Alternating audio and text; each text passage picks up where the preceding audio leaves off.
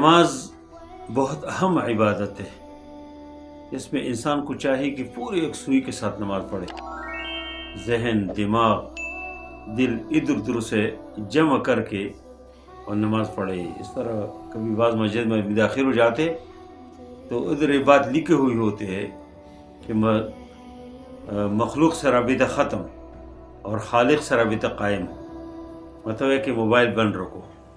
تو انسان پورے یکسوئی کے ساتھ جب مسجد جاتے ہیں یا گھر میں نماز پڑھتے ہیں تو نماز کے اندر انسان پوری طرح اللہ کی طرف متوجہ ہو جائے۔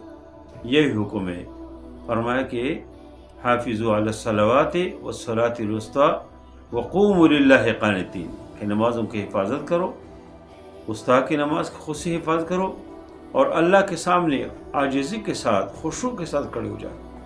لیکن انسان ہے، کبھی کبھی شیطان آ جاتے ہیں۔ اللہ کے نبی صلی اللہ علیہ وسلم نے فرمایا کہ جب انسان نماز کے لیے کھڑے ہو جاتے ہیں تو شیطان آ جاتے ہیں، فلبس علیہ، اس کے اوپر نماز کو خلط ملط کرتے ہیں، حتیٰ کہ انسان کو یہ پتہ نہیں ہوتا لا یدری کم صلی، اس کو اندازہ بھی نہیں ہوا کتنے رکعت نماز ادا کی، کیا پڑھا کیا نہیں پڑھا، کتنے ادا کی، کتنی رکعت باقی ہے۔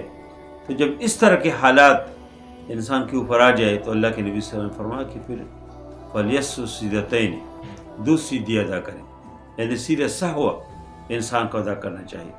لیکن اس سیدھا سہو کن کن حالات میں ہے؟ اس لیے کہ تو انسان کے ساتھ وابستہ چیزیں ہیں، کبھی ہو جاتے ہیں، انسان سے کمزوری ہو جاتی ہے، غلطی ہو جاتے ہیں، بھول جاتے ہیں کہ میری کتنے رکعت ہو گئی، کتنی نہیں ہے۔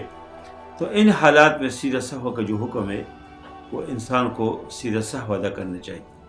سیدھا سہو کا یعنی طریقہ کیا ہے وہ تو الگ اس پہ بات کریں گے، لیکن سیدھا سہو کن حالات میں انسان کو کرنا چاہیے؟ ایک تو ہے کہ فرض نماز میں اگر فرض رہ جائے اس کے اوپر سیدھا سہو نہیں ہو، نماز ہی فاسد ہو جاتے ہیں، نماز باطل، نماز دوبارہ پڑھے۔ لیکن فرض میں تقدیم و تاخیر ہو جائے، جہاں فرائض کی ادائیگی ہے تو اس میں کبھی انسان لم و لٹ ہو جائے اور آگے پیچھے ہو جائے، فرائض میں تاخیر ہو جائے، اسے تقدیم ہو جائے، تو اس صورت میں بھی اس کو سیدھا سہو ادا کرنا چاہیے۔ دوسرے ہے کہ جہاں پر واجب رہ جائے، واجب کے رہنے کی صورت میں بھی سیدھا سہو ادا کرنا چاہیے۔ فرائض و واجبات الحمدللہ معلوم ہے، اس پہ کبھی جو ہے اس پہ الگ کبھی ویڈیو بھی کریں گے کہ وہ نماز میں فرائض کیا ہے، واجبات کیا ہے۔ بہرحال ایک مسلمان و مومن کو یہ معلوم ہونے چاہیے۔ تو اگر واجبات رہ جائے اور سلام پھیرنے سے پہلے پھر آدمی کو یاد آ جائے کہ فلان واجب مجھ سے رہ گئے، مثلا دعائے قنوت رہ جائے اور دعائے قنوت پڑھے بغیر رکوع میں جائے تو وہ نماز مکمل کرے اور سلام پھیرنے سے پہلے پھر سیدھی کرے دو۔ اسی طرح انسان جو ہے جہاں پر جہری نماز پڑھنا چاہیے اور انسان سری شروع ہو جائے، امام ہے مغرب کی نماز پڑھا رہا ہے تو جہری نماز ہے اور آرام سے خاموش شروع کرے، ادھر سے کوئی لقمہ دے رہے، فتح دے رہے، تو اس صورت میں بھی اس کو سیدھا سہو کرنا چاہیے۔ یا کسی جگہ سری نماز ہے، ظہر اور عصر کی نماز ہے اور اس نے زور سے پڑھنا شروع کیا، امام ہے، تو اس صورت میں اس کو سیدھا سہو کرنا چاہیے۔ یا اس طرح انسان کو شک ہے، 4 رکعتی نماز ہے، انسان کو شک ہے کہ میں نے 3 رکعت ہو گئے کہ 4 رکعت مکمل ہو گئے، تو اس صورت میں بھی، اس حالات میں بھی سیدھا سہو کرنا چاہیے۔ اگر واقعی اس کی 3 رکعت ہو تو یہ جو سیدھا سہو ہے یہ قائم مقام بن جاتے 1 رکعت کی، وہ کہ 4 رکعت ہو گئے۔ اگر اس نے 4 رکعت ادا کی ہو اور اس کو شک ہے کہ میں نے 3 ادا کی کہ 4 ادا کی، تو اس صورت میں جب سیدھا سہو کرتے ہیں تو اس میں شیطان کے اوپر ترغیب للشیطان، شیطان کو ذلیل کرنے کے لیے، شیطان جو ہے خفا کرنے کے لیے، اس لیے کہ شیطان سجدے کے اوپر بہت خفا ہو جاتے ہیں۔ سجدہ شکر کے لیے ہو، عبادت کے لیے ہو، کسی بھی طرح سیدھا ہو، اللہ کے سامنے جب انسان جھکتے ہیں تو اس کے اوپر اللہ تعالیٰ بہت زیادہ خوش ہو جاتے ہیں اور شیطان بہت زیادہ خفا ہو جاتے ہیں۔ تو جب آپ ان حالات میں سیدھا کریں کہ آپ کی نماز مکمل ہے لیکن پھر بھی آپ نے سیدھا سہو کیا تو شیطان بہت زیادہ خفا ہو جاتا ہے، شیطان اپنے اوپر خاشاک ڈالتے اور روتے ہیں، یبکی، اور وہ کہتے ہیں، شیطان کہتے ہیں کہ او میرا ابن آدم کو سیدھے کا حکم ہوا، فسجد فلہ الجنہ، اس کی جنت ہے، وہ امرت بسجود، مجھے سیدھی کا حکم ہوا تھا ابھی تو میں نے انکار کیا فلین نار مل جہنم کے آگے. تو شیطان اس کے اوپر بہت زیادہ خفا ہو جاتے، ذلیل ہو جاتے.